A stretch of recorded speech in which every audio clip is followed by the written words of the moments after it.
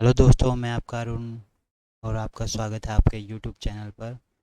आज मैं आपके लिए लेकर आया हूँ यूनिफाइड पेंशन स्कीम से संबंधित कुछ मुख्य बातें। इसमें हम चर्चा करेंगे difference between UPS, NPS, OPS pension schemes के बारे में। यूपीएस नई और एनपीएस पुरानी स्कीम के बीच अंतर, पेंशन में बढ़ाया गया सरकार का योगदान, टैक्स लाभ, एनपीएस यूपीएस की मुख्य बातें, कर्मचारी और फैमिली को कितनी मिलेगी पेंशन, ओल्ड पेंशन योजना, जबकि ओपीएस के बारे में कुछ रोचक बातें। तो वीडियो को शुरू करने से पहले मैं उन सभी को बता देना चाहता हूं कि अगर आपके इस वीडियो से संबंधित कोई भी राय या कोई कमेंट है तो कमेंट बॉक्स में जाकर ज़रूर बताइएगा। तो आइए वीडियो शुरू करते हैं। यूनिफाइड पेंशन स्कीम के लिए सरकार की नई पहल है जो सरकारी कर्मचारियों को उनकी सेवा की अवधि और अंतिम निकासी वेतन के आधार पर स्थिर पेंशन प्रदान के उद्देश्य से शुरू की गई है। योजना के तहत सेवानिवृत्ति के समय एक बार में भुगतान के रूप में वेतन और महंगाई भत्ता का 10% 6 महीने की सेवा के लिए मिलेगा। सरकार ने 24 अगस्त को यूनिफाइड पेंशन योजना को मंजूरी दे दी है। इसे 1 अप्रैल 2025 से लागू किया जाएगा। यह योजना 25 साल सेवा के बाद सेवानिवृत्त होने पर 50% की वेतन की पेंशन का वादा करती है। तो आइए जानते हैं नई पेंशन योजना के बारे में और पुरानी पेंशन योजना से कितनी अलग है। यूनिफाइड पेंशन स्कीम यानी नई पेंशन योजना यानी एनपीएस की आलोचना के बाद सरकार ने 24 अगस्त 2024 को शनिवार को एक संशोधित पेंशन योजना को मंजूरी दी है। इस योजना को यूनिफाइड पेंशन, इसे हम शॉर्ट में यूपीएस कहेंगे। यह योजना अगले वित्तीय वर्ष यानी अप्रैल 1 2025 से लागू होगी। इस योजना में सेवानिवृत्त कर्मचारियों को उनकी सैलरी का 50% पेंशन के रूप में मिलेगा। यह पेंशन पिछले 12 महीनों के औसत वेतन पर आधारित होगी, लेकिन इसके लिए कर्मचारी को 25 साल सेवा काल पूरा करना होगा। यूपीएस नई और एनपीएस पुरानी स्कीम के बीच कुछ अंतर बनाए, तो आइए उन्हें जानते हैं। यूपीएस के तहत पेंशन की गारंटी होती है। जो लोग एनपीएस का विकल्प चुन चुके हैं उन्हें अगले साल से यूपीएस में जाने की अनुमति होगी। दूसरी ओर एनपीएस बाजार से जुड़ी हुई एक योजना है जिसमें आपका योगदान तय होता है, लेकिन रिटर्न बाजार पर निर्भर करता है। क्योंकि एनपीएस में पैसा बाजार में लगाया जाता है, इसलिए पेंशन की राशि निश्चित नहीं होती और बाजार के उतार चढ़ाव के हिसाब से बदलती रहती है।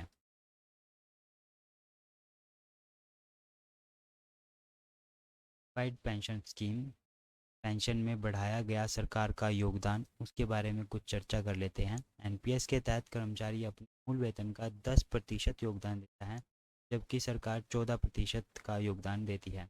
यूपीएस में सरकार का योगदान बढ़कर 18.5% हो गया है, जबकि कर्मचारी अपने मूल वेतन और महंगाई भत्ते का 10% योगदान देते रहेंगे।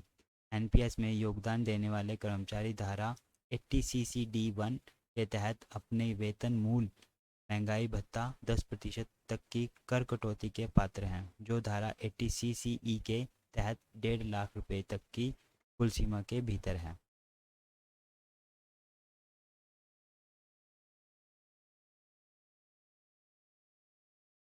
यूपीएस में टैक्स लाभ की घोषणा होना अभी बाकी है।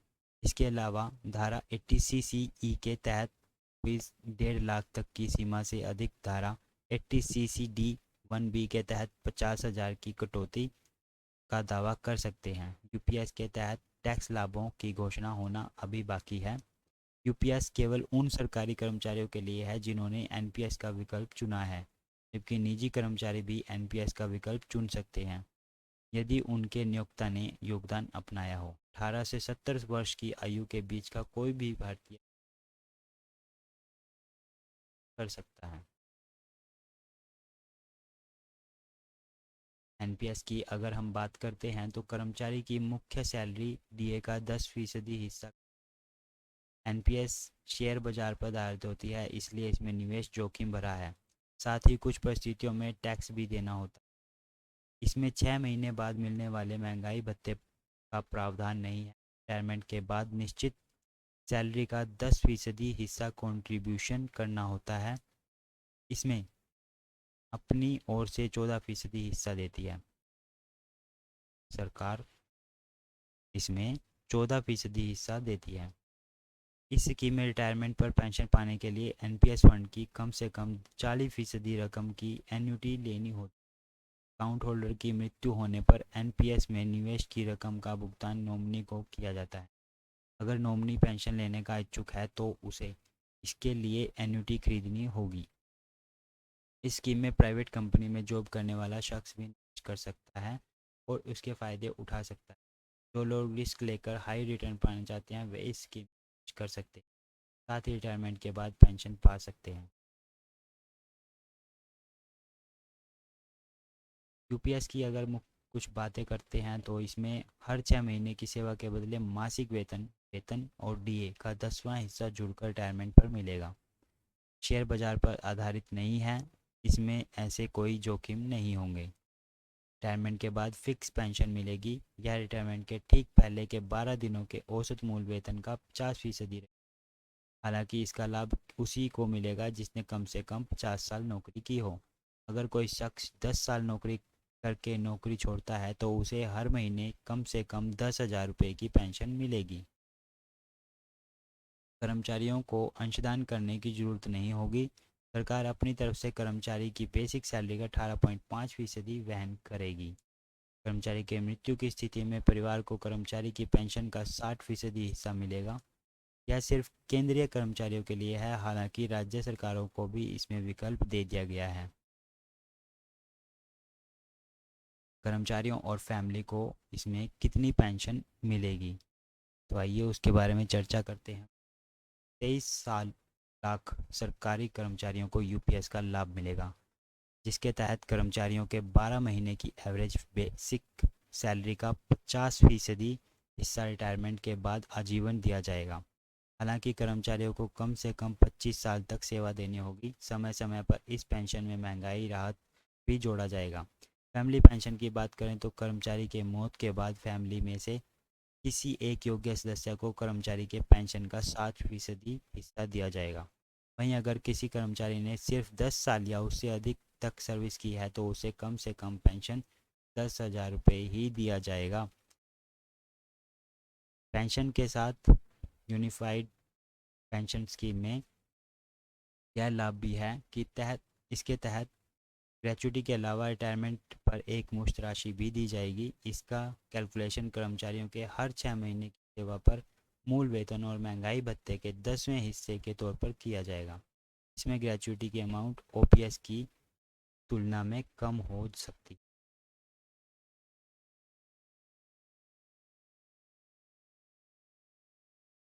ओपीएस के बारे में बात करते हैं तो उसमें हमें क्या क्या मिलता था। पुरानी पेंशन योजना है, यह गारंटी देती है कि केंद्र और राज्य दोनों स्तरों पर सरकारी कर्मचारियों को रिटायरमेंट पर उनके अंतिम बेसिक सैलरी का 50% पेंशन के रूप में दिया जाता है। इसमें महंगाई भत्ता भी शामिल है, जो सरकार द्वारा वर्तमान के लिए डीए में इजाफा किए जाने पर पेंशन राशि को समायोजित करके बढ़ती जीवन यापन लागतों की भरपाई करता है। ओपीएस की एक प्रमुख विशेषता सामान्य भविष्य निधि जीपीएफ भी कहा जाता है, जहां कर्मचारी अपनी आय का एक हिस्सा योगदान करते हैं जिसे बाद में रिटायरमेंट पर ब्याज के साथ वापस कर दिया जाता है। इसके अतिरिक्त ओपीएस के तहत कर्मचारी 20 लाख रुपए तक की ग्रेच्युटी भुगतान के हकदार होते हैं। फैमिली पेंशन्स रिटायर्ड कर्मचारी की मौत हो जाने के बाद उसकी फैमिली को पारिवारिक पेंशन के रूप में समान पेंशन राशि मिलती है। ग्रेच्युटी पर यह योजना कर्मचारियों को 20 लाख रुपए तक की ग्रेच्युटी का हकदार बनाती है, जो रिटायर होने पर अतिरिक्त वित्तीय सहायता प्रदान करती है। कोई कर्मचारी कंट्रीब्यूशन नहीं, इसमें ओपीएस के तहत सैलरी में कोई योगदान नहीं करना होता है। महंगाई भत्ता महंगाई के हिसाब से डीए में बढ़ोतरी की जाती है और डीए पेंशन में जुड़ता है, जिसे हर 6 महीने पर सरकार संशोधित करती है। ओपीएस में ऐसा क्या था जो यूपीएस में नहीं है। ओपीएस के तहत कर्मचारी 20 लाख रुपए तक ग्रेच्युटी पा सकते हैं, लेकिन इसमें ग्रेच्युटी की रकम कम हो सकती है। हालांकि अलग से कर्मचारियों के हर 6 महीने की सेवा पर मूल वेतन और महंगाई भत्ते के 10वें हिस्से के तौर पर एक मुश्त भुगतान किया जाएगा। वहीं ओपीएस की सैलरी में से कोई योगदान नहीं करना होता है, जबकि यूपीएस में 10% का कंट्रीब्यूशन देना होता है। तो दोस्तों, कैसी लगी आपको वीडियो? दी गई जानकारी आपको कैसी लगी? कमेंट बॉक्स में जाकर ज़रूर बताएं। अगर आपका कोई सुझाव है तो वह भी मुझे बताएं। और अगर आपको वीडियो अच्छी लगी है तो कमेंट बॉक्स में ज़रूर लिखें और वीडियो को शेयर करना मत भूलिएगा। अगली वीडियो तक के लिए जय हिंद, जय भारत।